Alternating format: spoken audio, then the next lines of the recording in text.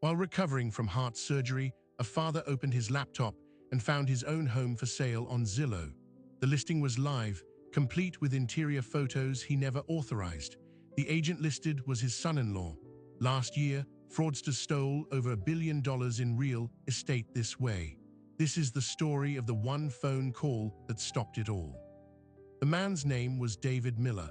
The son-in-law was a licensed realtor, and with the click of a button, he had placed David's entire life, a paid-off home filled with 30 years of memories, on the open market. In today's digital world, a house can be sold to a stranger in days. This is what happens when a betrayal isn't just personal, it's legally actionable fraud. David had one advantage: he knew exactly who to call. For David Miller, the house wasn't just an asset, it was the archive of a life. He'd bought the 3-bedroom Craftsman in Oak Park with his wife, Elena, 28 years ago. They raised their daughter, Chloe, within those walls. They remodeled the kitchen the year Chloe turned 10. They planted the magnolia tree in the backyard the spring before Elena's diagnosis: ovarian cancer. It was swift and brutal. She passed away 4 years ago, and David, a former structural engineer, did what engineers do. He maintained the structure. He kept the systems running. The house was his last tangible connection to her, a space where every corner held a conversation, every scratch on the floor told a story. His daughter Chloe was his only child, bright, compassionate, but with a trusting nature that bordered on naive. She had married Ben Carter 3 years ago. Ben was charming, ambitious, and worked in real estate. At first, David appreciated his go-getter attitude. Ben helped him reassess his property taxes, gave advice on a new roof. He seemed like a solid provider. What David failed to see, or chose to ignore, was the trajectory of Ben's career. He jumped from one brokerage to another, always talking about the next big deal, the market about to explode. He drove a luxury sedan that seemed to be leased on a perpetual cycle. Chloe mentioned once, offhand, that Ben had some student debt from an unfinished MBA. David offered to help. Ben declined, saying he had it under control. The first real sign of trouble came about 18 months after the wedding. Chloe called, her voice tense. She asked if she and Ben could stop by. They arrived looking strained. Over coffee, Ben laid out a proposition. He had a client, an investor, looking to buy a portfolio of local properties. Ben explained that if he could bring the investor a sure thing, a property with instant equity, he'd get a massive commission and a partnership stake. He looked at David. He said David's house, fully paid off, was exactly what the investor wanted. He suggested a sale-leaseback. David would sell the house to the investor, get a cash payout, and then rent it back at a favorable rate. "You unlock your equity, Dad," Ben said, his smile wide, "and I secure my future." David felt a cold trickle of disbelief. He said no, gently but firmly. He told Ben this was his home, not an investment vehicle. The conversation ended awkwardly. Ben was quiet. Chloe was apologetic. For a few months, things seemed to return to normal, but the ask had revealed a boundary, and someone had already decided to cross it. The pressure began to morph. It started with Ben's newfound interest in home security. He gifted David a set of smart locks, insisting they were safer. He helped set them up. David didn't think much of it until he realized the accompanying app was on Ben's phone too. "Just in case you get locked out," Ben had said. Then came the offers to stage the house for some vague professional photos for a portfolio. David declined. Then last fall, the health scare. David needed a triple bypass. The surgery was scheduled, his recovery projected to take weeks at home. Chloe insisted on helping. She had a key. She would check in, bring groceries.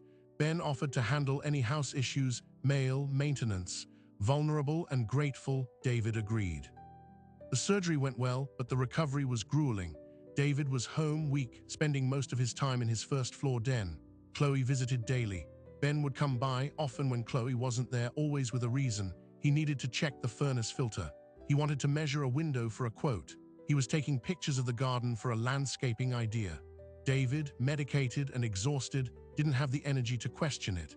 He just wanted to sleep. One afternoon, about 3 weeks into his recovery, David was feeling a bit stronger. He decided to try sitting at his desktop computer for the first time. He logged in, checked his email. Out of idle curiosity, a habit from his old days of watching the housing market, he typed his address into Zillow. The page loaded. His heart, still healing, gave a painful lurch. There it was, his house, listed for sale. The photos were professional, crisp. They showed his living room, his kitchen, his bedroom, his books on the nightstand, his robe on the hook. The listing description touted a motivated seller and a rare opportunity for a turnkey property. The listing agent was Benjamin Carter. The contact number was Ben's cell phone. David sat there, the rhythmic beep of his heart monitor the only sound in the room. He clicked through the photos. There was the hall closet open. There was the backyard, the magnolia tree in bloom, photos that could only have been taken in the last 2 weeks while he was bedridden. He checked the listing status. It said active. He checked the price. It was listed at almost 20% below the estimated market value, a fire sale price designed to move fast. David's hands began to shake. This wasn't a suggestion anymore. This wasn't pressure. This was a silent, digital hijacking. Ben hadn't just listed the house. He had listed David's entire past, his present, and his future, and he had done it while David was too weak to get out of a chair. He picked up his phone to call Chloe. Then he stopped. What would he say? What proof did he have beyond the listing? Ben could say it was a mistake, a technical error, a portfolio sample uploaded to the wrong address. He would apologize, take it down, and wait for the next moment of vulnerability. David put the phone down. He took a deep, careful breath, the stitches in his chest pulling tight. The engineer in him activated. This was a structural failure, a critical breach. Treating the symptom, getting the listing removed, was not enough.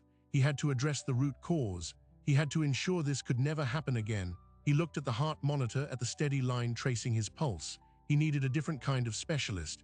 He opened his contacts, scrolled past family, past friends, and found the number he hadn't dialed in over a decade. Martin Ross, real estate attorney, litigation partner. A man known for one thing, building legal cases so solid they didn't just win in court, they prevented the other side from ever stepping into one. David's finger hovered over the call button. The Zillow page still glowed on his screen. He had the evidence. He had the motive. Now he needed the strategy. He pressed call. Martin Ross answered on the third ring.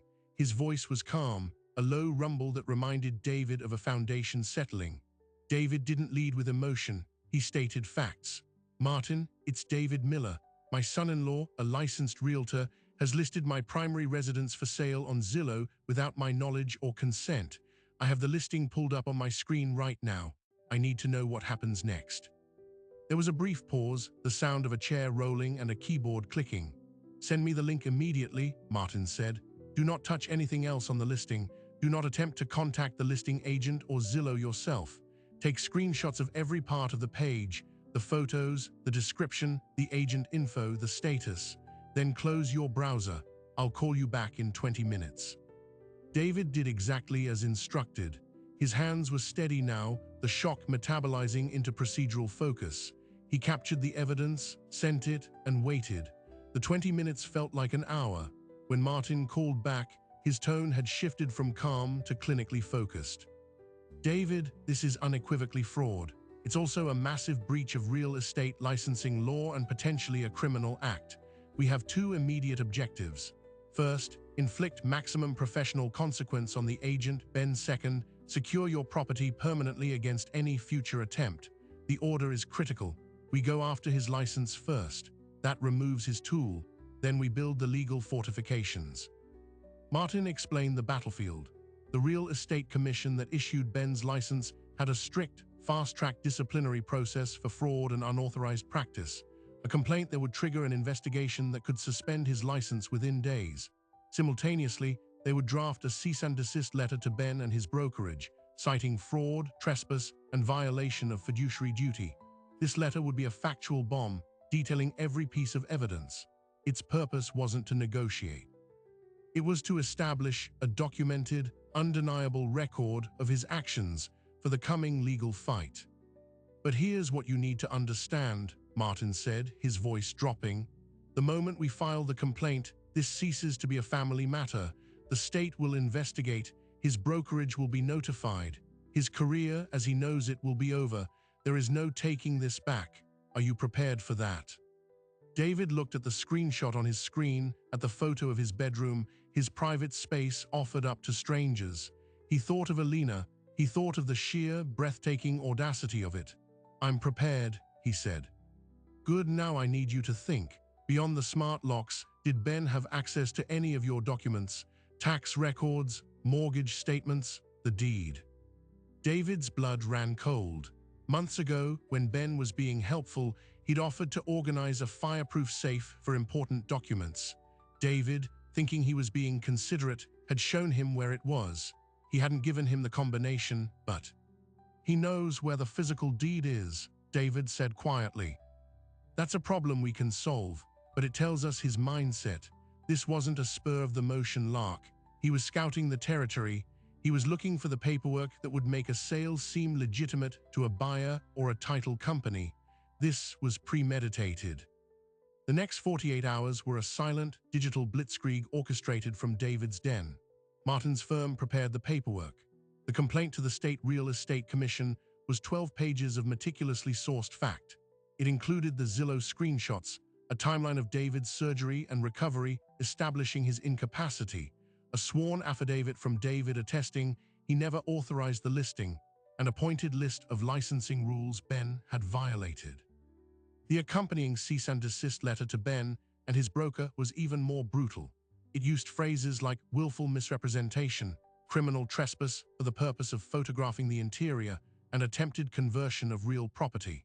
It demanded the immediate and permanent deletion of the listing, a full accounting of any inquiries received, and the preservation of all communications related to the property.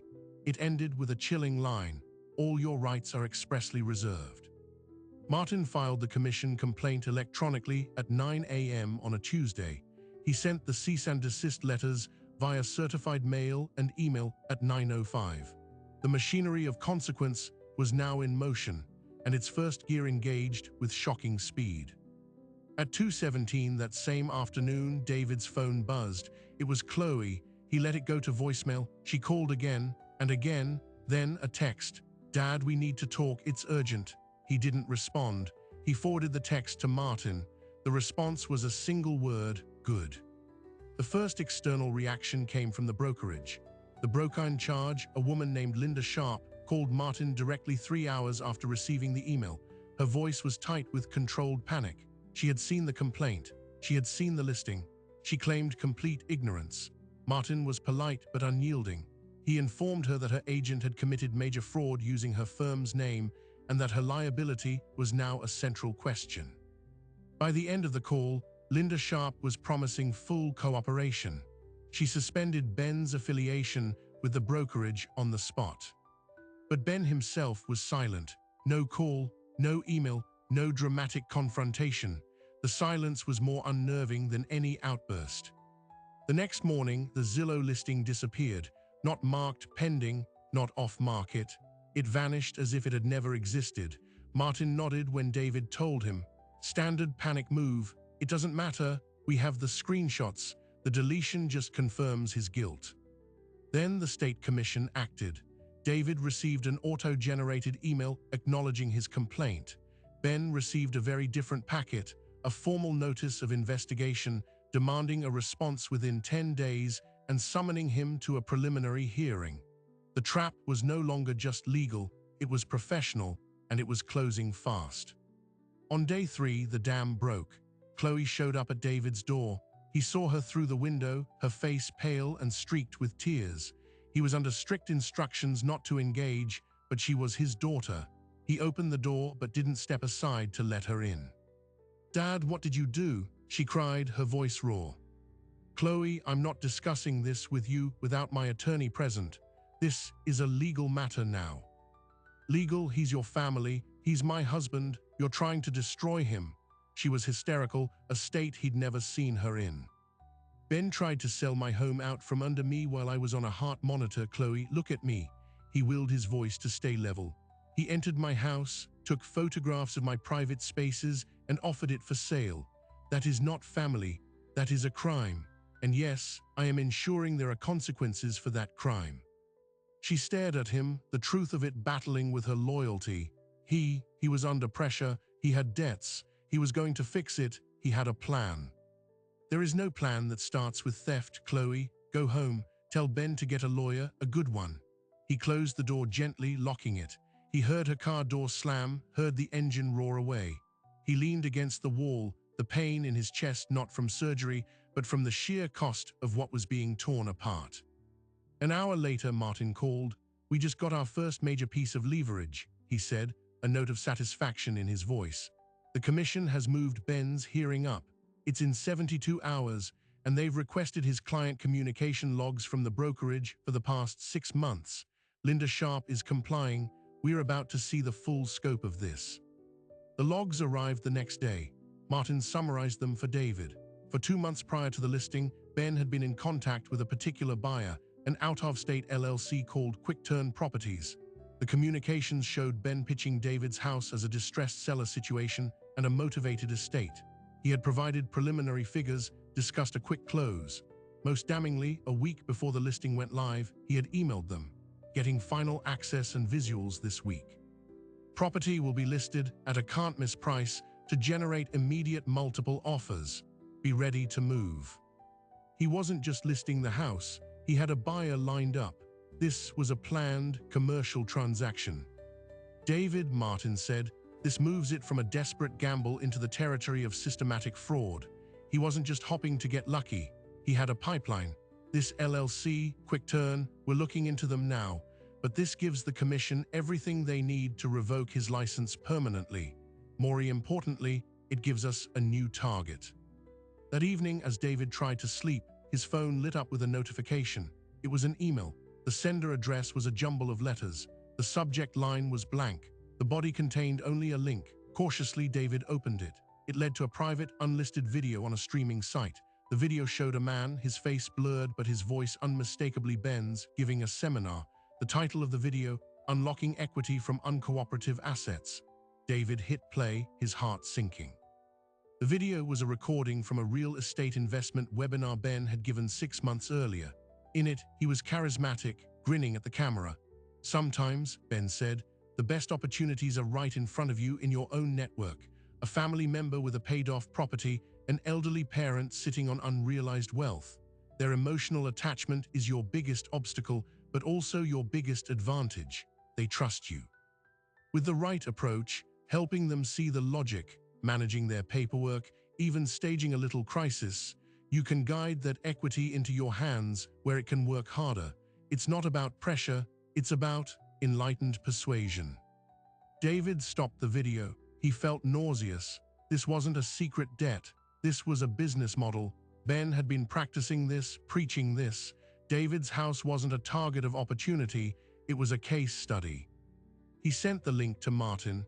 The response came faster than any before. "Do not share this. This is the pivot. This isn't just about one house anymore. This is about pattern. We need to find out who else has been in this man's network, and we need to do it before that commission hearing." Martin Ross didn't just watch the webinar video. He decompiled it. He traced the hosting service, the registration email, the other speakers on the panel. What he uncovered wasn't just a single disturbing lecture. It was a roadmap.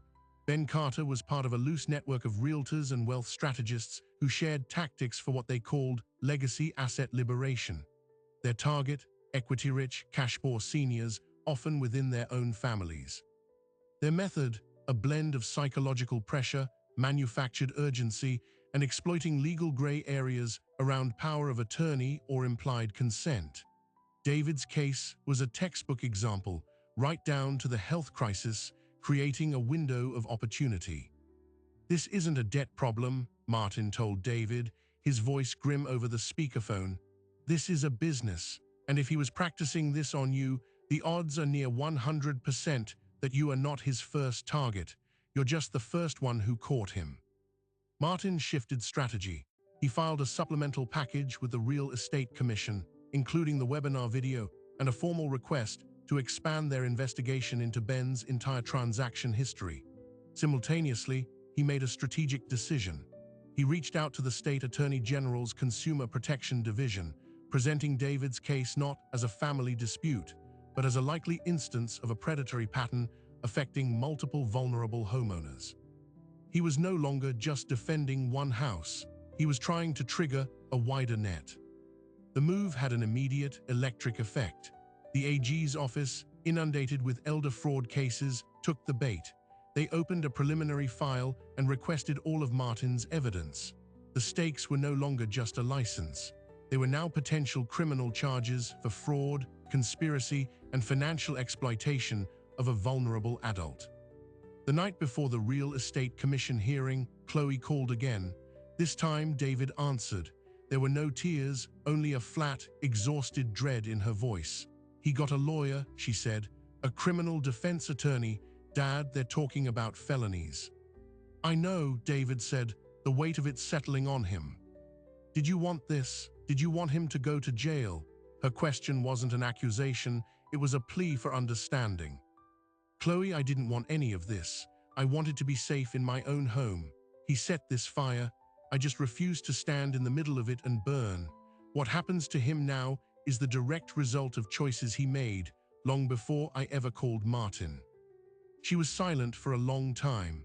The lawyer says they're going to argue it was a misunderstanding, that you had talked about selling, that he was just being proactive. Then he'll be under oath, David replied quietly. And I have the Zillow listing, the emails to Quick Turn Properties, and a video of him explaining his entire philosophy. Let him try. The commission hearing was not held in a courtroom, but in a sterile government conference room. David attended via video link on Martin's laptop, his presence a silent, pixelated witness. Ben was there in person with his attorney, a man in an expensive suit who looked like he'd rather be anywhere else. The hearing officer, a retired judge, had the demeanor of someone who had seen every flavor of human rationalization. Ben's attorney led with the misunderstanding defense. He painted a picture of a son-in-law trying to help, of conversations about unlocking equity that he claimed David had been receptive to, of a technical error that led to the premature listing. It was a performance of plausible deniability. Then the commission's investigator presented their findings. They showed the timeline, highlighting the dates of David's surgery. They entered the screenshots of the Zillow listing into the record. Then they played the webinar clip.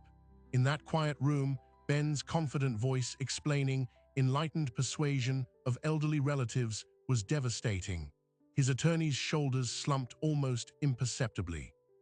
But the knockout punch came next. The investigator stated that pursuant to the expanded inquiry, they had reviewed Ben's closed transactions from the past 2 years. They had flagged 3, all involved sellers over the age of 70. All were distressed sales, divorce, illness, relocation. In 2 of them, the sellers were represented by different agents, but Ben Carter was the referring broker, collecting a hefty referral fee. In the 3rd, Ben was the listing agent.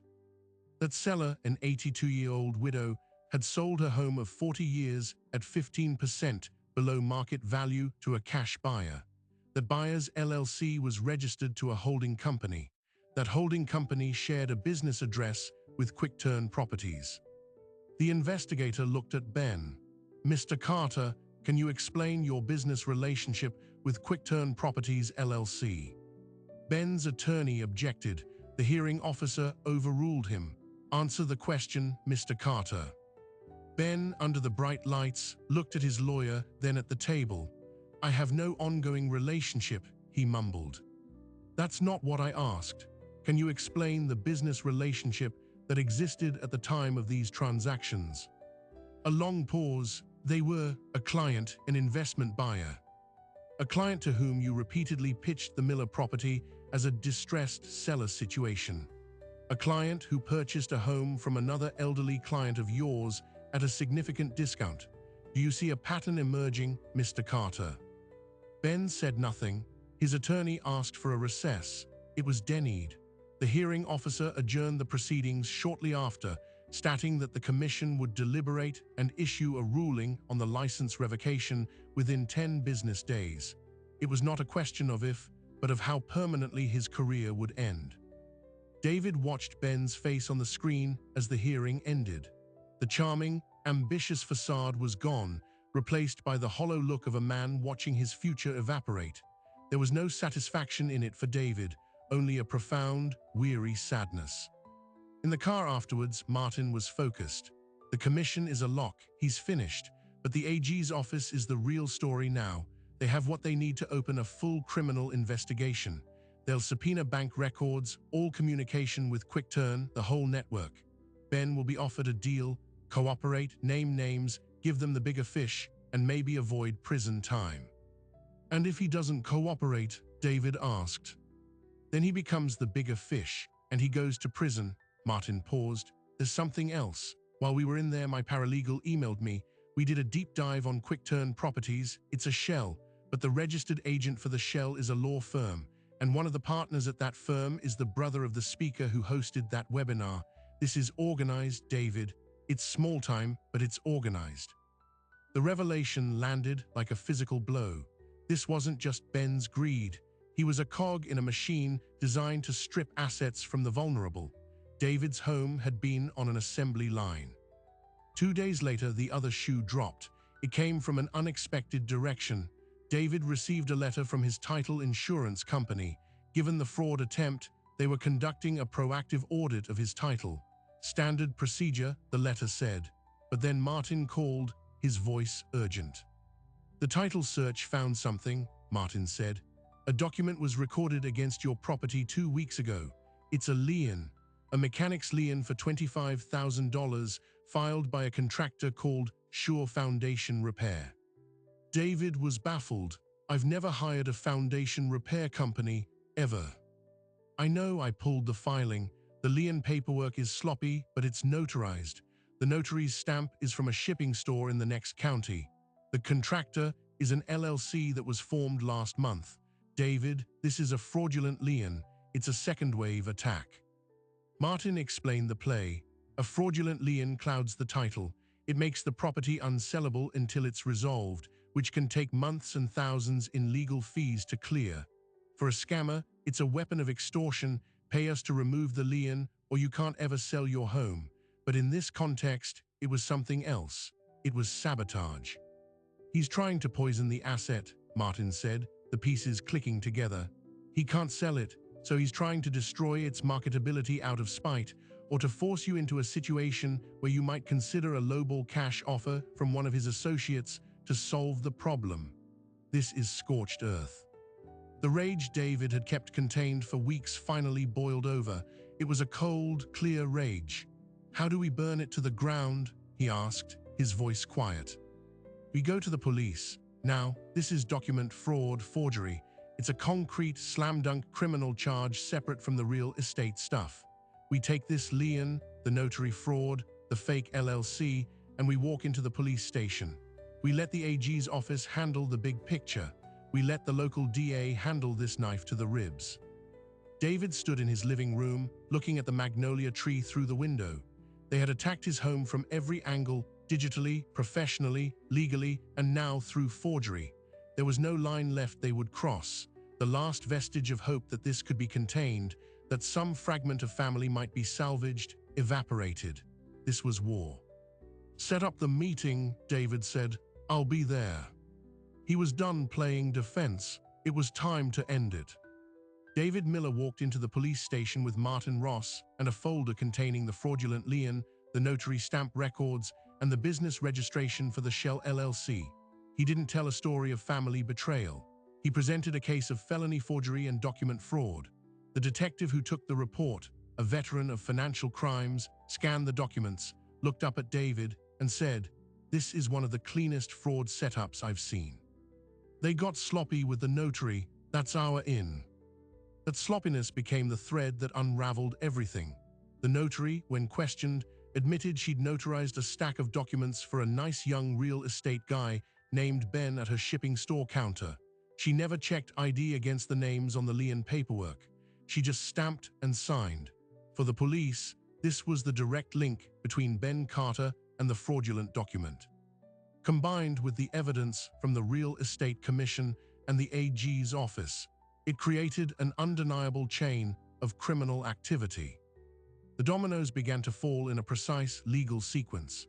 First, the State Real Estate Commission issued its final ruling, permanent revocation of Ben Carter's real estate license. The ruling cited fraud, misrepresentation, breach of fiduciary duty, and moral turpitude. It was published on the state's professional licensing website, a permanent public scarlet letter that ended his career in any capacity touching property. The following week, the local district attorney, Armed with the police report on the fraudulent lien, filed criminal charges, 2 counts of forgery, 1 count of filing a false instrument, and 1 count of attempted grand theft. Ben was arrested at his apartment, processed, and released on bail. The mugshot, Martin told David with no pleasure, was now part of the public record. But the biggest wave was still building. The Attorney General's investigation into the legacy asset liberation network had gained serious momentum. Facing his own felony charges and with his career in ashes, Ben's defense attorney initiated plea negotiations. The deal was stark: full cooperation in exchange for a recommendation of reduced charges. Ben would provide names, methods, records, and testimony about quick-turn properties and the other players in the network. In return, he might avoid state prison, though felony convictions and probation were guaranteed. Ben took the deal. His cooperation was, according to Martin's contacts, exceptionally productive. The AG's office used his information to execute search warrants, freeze assets, and build cases against 3 other realtors and the attorney who had set up the shell companies. A small, predatory ecosystem was being dismantled, with David's case as the catalyst. Through all of this, David heard nothing from Ben directly. The silence was absolute. But Chloe finally reached a breaking point. She showed up at David's house one rainy Tuesday afternoon without calling. She looked thinner, older, the light in her eyes dimmed by months of stress and grim realization. "Can I come in?" she asked, her voice small. He stepped aside. She sat at the kitchen table, the same one where she'd done her homework as a girl. She didn't cry, she just talked. "He lied to me, Dad, about everything. The debt was 3 times what he said. There were other situations with other clients' families. The AG's investigator talked to me. They showed me some things." She swallowed hard. "I filed for divorce yesterday." David didn't offer empty comfort. He just listened. "I keep thinking about what you said," she continued, "about him setting the fire. I was standing there with him, holding a match, telling myself it was just a candle. I'm so sorry for not seeing it, for not protecting you." "You were protecting your husband," David said. "That's what you're supposed to do. The failure wasn't your loyalty, Chloe. It was the person you were loyal to." She moved out of the apartment she shared with Ben and into a short-term rental. David helped her, not with a grand gesture, but with the quiet, practical support he'd always offered, helping move boxes, co-signing a lease, having her over for silent, companionable dinners. The father-daughter relationship, strained to its limit, began a slow, careful mending, built on a new and painful foundation of truth. The legal proceedings against Ben concluded 8 months after David first saw the Zillow listing.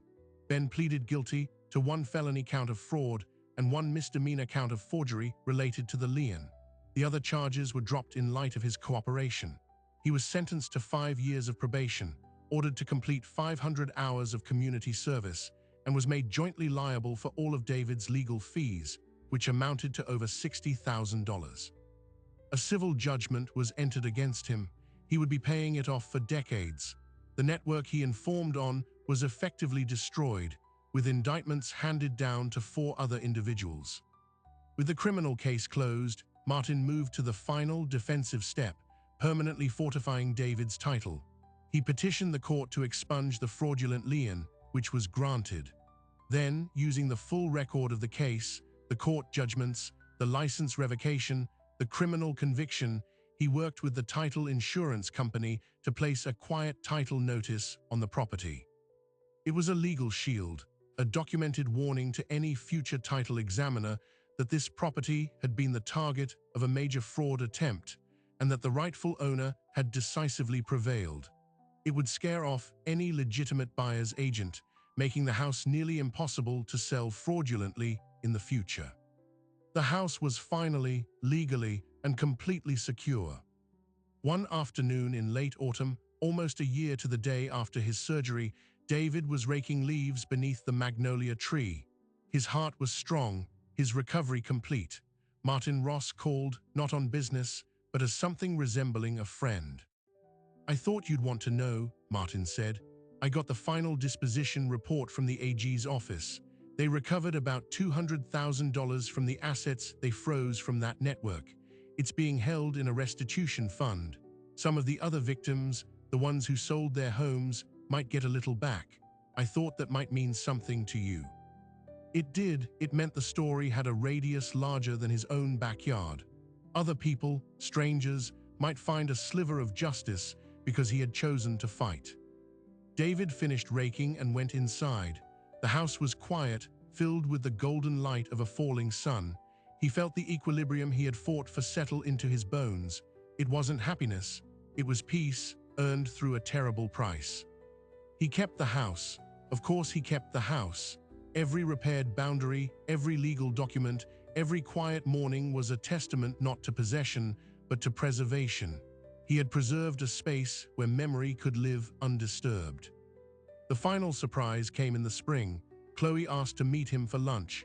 When she arrived, there was a new softness in her face, a lightness he hadn't seen in years.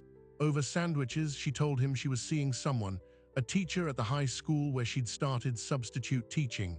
"He's kind," she said simply, "and normal. It's refreshing." Then she placed a small, grainy ultrasound photo on the table between them. "I'm 13 weeks along," she said, watching his face, "due in November." David stared at the image, the blurry, bean-shaped outline of his future grandchild. The wave of emotion that hit him was complex: joy, profound relief, a piercing memory of Alina, and the stunning, circular logic of life continuing. He reached across the table and took his daughter's hand. "Ben doesn't know," she said quietly, "and he won't. I've filed the paperwork to sever parental rights. What he did, it's enough. The lawyer says with his felony fraud conviction related to financial exploitation, my case is strong. This baby will have your last name, Dad." In that moment, David understood the full, sprawling consequence of that single phone call to Martin Ross. It had saved his home. It had exposed a fraud ring. It had toppled a son-in-law. And now, indirectly, it had cleared a path for a new, unburdened life to enter the world. The foundation he had fought to protect would now shelter a new generation. He became a grandfather to a baby girl they named Alina after her grandmother. Chloe moved into a small house a 20-minute drive away. David babysat on Fridays.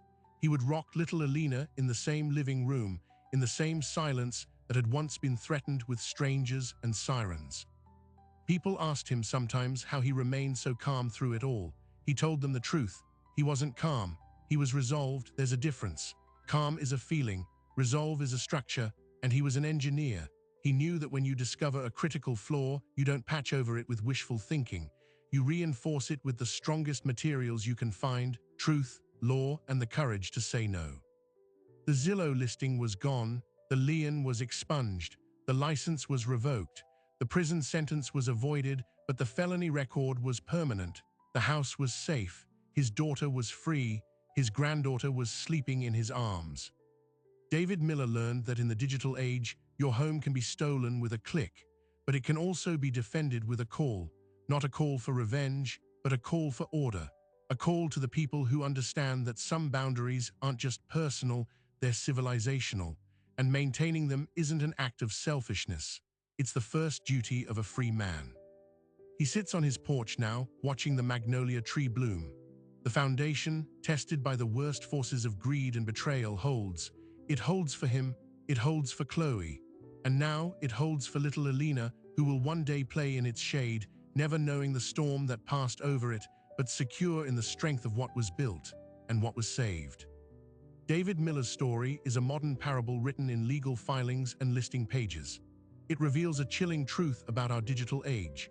The most valuable things we own, our homes, our identities, our family legacies, exist as much in databases and on servers as they do on physical foundations. And those digital shadows can be weaponized by anyone with access, a smartphone, and a warped sense of entitlement. We live in an era of frictionless transactions where a property can be listed, viewed, and an offer made in the time it takes to drink a cup of coffee. This convenience comes with a vulnerability our parents never had to consider. The tools meant to democratize real estate, the listing platforms, the digital locks, the electronic signatures, can be turned into instruments of theft by those who know how to manipulate trust. The Federal Bureau of Investigation reports that real estate and rental fraud cost Americans over $1.3 billion in just 5 years. And a shocking number of those cases begin not with a stranger's hack, but with a relative's betrayal. What David's experience teaches us is that the old rules still apply, they've just moved to a new battlefield. Your home is your castle, but the moat is now made of legal precedent and documented proof. The most powerful weapon against digital theft isn't a better password, it's a clear boundary, enforced without apology. David's victory wasn't just in saving his house. It was in demonstrating that when someone tries to bypass your consent, the entire weight of the system, from licensing boards to criminal courts, can be mobilized to defend you, but you must be the one to sound the alarm. The lingering question his story leaves us with isn't about real estate. It's about trust. In a world where so much can be taken with a click, how do we balance the openness of family with the necessary protections of ownership? David's answer was to love his daughter without condition, but to defend his home without compromise. He understood that true care sometimes requires a hard line, and that preserving something for the future might mean saying the hardest no in the present. His granddaughter, Elena, will grow up in a world even more connected, more fluid, where the lines between what's mine and what's yours may blur even further. But she'll also grow up with the example of a grandfather who showed that some lines are non-negotiable, that a foundation, whether of concrete or of principle, only holds if you're willing to maintain it. If this story resonated with you, if it made you think about the boundaries in your own life or the quiet strength it takes to uphold them, then you're in the right place. We document the real-life battles where ordinary people face extraordinary tests of character. Hit subscribe and ring the bell, because in a world full of noise, we bring you the signal, one true story at a time. Thank you for watching.